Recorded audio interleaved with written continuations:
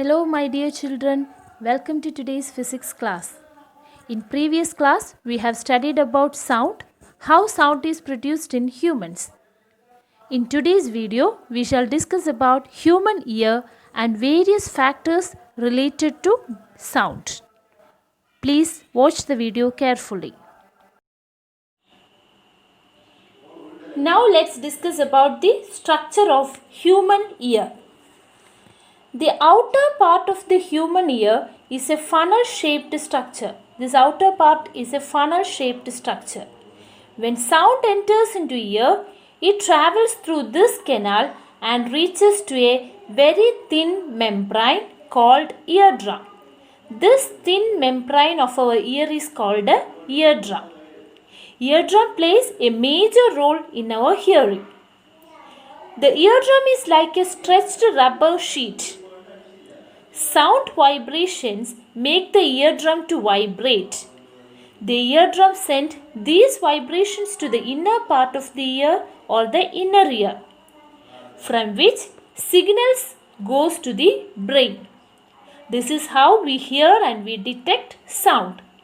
So the outer part of our ear is a funnel-shaped structure through which sound enters into this canal and reaches to the eardrum. Eardrum is a thin membrane, stretched membrane which vibrate, and these vibrations are sent to inner ear. The inner ear sends signal to the brain. This is the structure of human ear and this is how we are able to hear. The eardrum is very sensitive. We should not put sharp, pointed or hard things into our ear. It can damage the eardrum. The damaged eardrum can impair hearing. So, we should be very conscious about our eardrum. We can recognize many familiar sounds without seeing the objects producing them. How is this possible? These sounds must be different to enable you to recognize them. Have you ever thought what factors make them different? Amplitude and frequency are two important properties of any sound.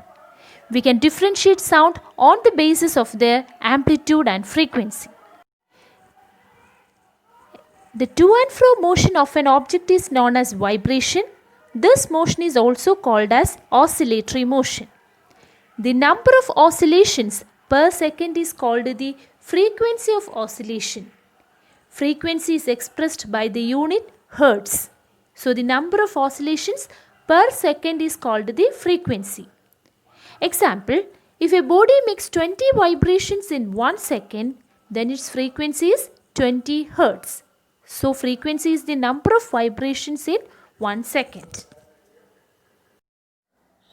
The second important property related to sound is amplitude.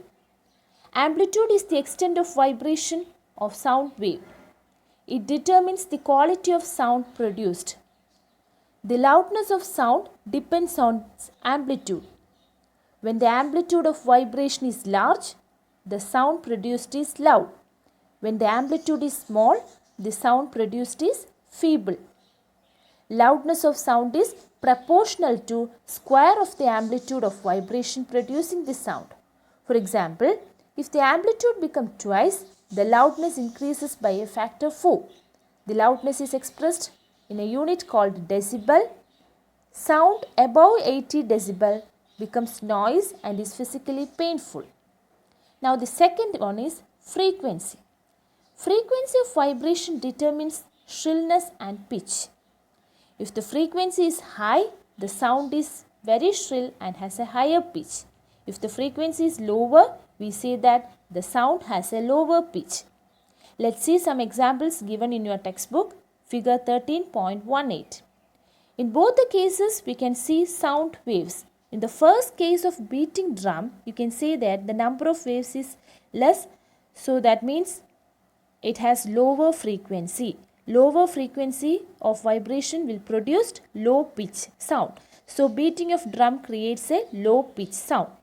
Whereas in the second case, the number of vibration is more, that means that frequency is high.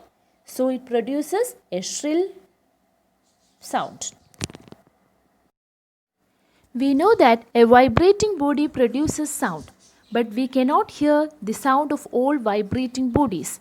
The sound we can hear is audible sound, and the sound which we cannot hear is inaudible sound. The frequency range of human hearing is only between 20 Hz and 20,000 Hz. That means humans cannot hear sound below 20 Hz and above 20,000 Hz. Some animals can hear sound of frequencies higher than 20,000 Hz. Example, dogs. Sound above 20,000 Hz is called ultrasonic sound. Now we shall move to the last section of this chapter, noise and noise pollution.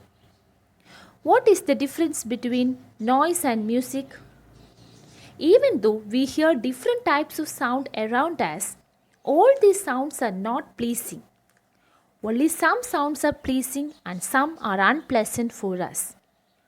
Such type of unpleasant sounds are called noise. So noise is an undesired high level of sound. It is an unpleasant sound which we do not like to hear. So noise is an undesired high level of sound. Suppose a construction work is going on in your neighborhood, the sound coming from it will not be pleasing. So it's a noise. Similarly, the sound produced by the horns of buses and trucks are also unpleasant to us. It is also noise. In a classroom, if all the students speak together, the sound is called noise.